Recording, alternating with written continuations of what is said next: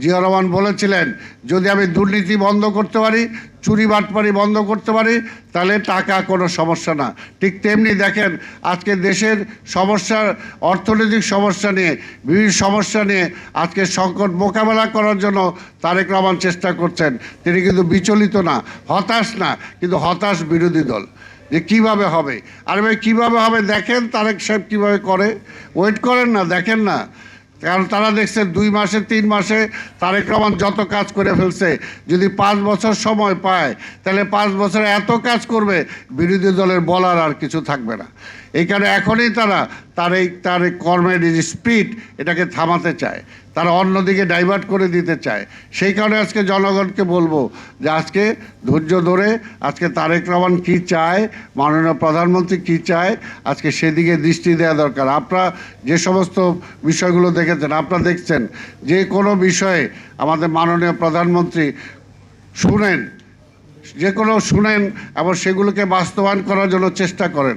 বললাম না যে আমাদেরকে বলতেছে যে কি হলো, কেন হচ্ছে না, কত দিনের মধ্যে হবে, এই জবাবদিহিতাই তো আগে ছিল না, এই জবাবদিহিতা ছিল না। যে কারণে তো আমরা বলতে পারি যে 2 বছর সময় দেন, ঢাকা শহরের চেহারা পাল্টে দেবো। কারণ আমরা বিশ্বাস করি কাজ করলে হবে না কেন, কাজ করলে হবে না কেন, কাজ করলেই হবে।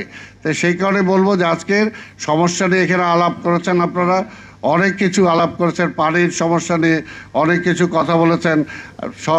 এই সমস্ত বিষয়গুলো আমি আশা করব যে আজকে টিপু তুমি ওনাদের এই বিশেষজ্ঞদের মতামত সহ একটা বই করে এটা মাননীয় প্রধানমন্ত্রীর কাছে তোমরা জমা দিবা।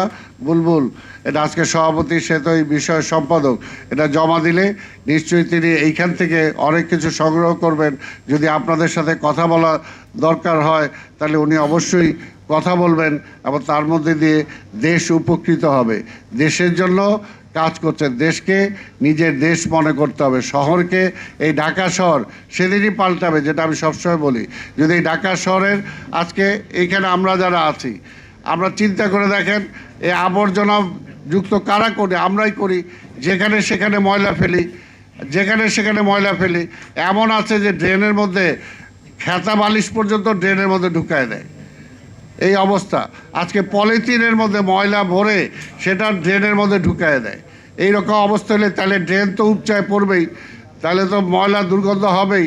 যেটা আপনারা বলছেন যে খাল, অনেক খাল দখল হয়ে গেছে, তারপর যে খালগুলো আছে সেই দখলমুক্ত করার জন্য আমরা চেষ্টা করছি।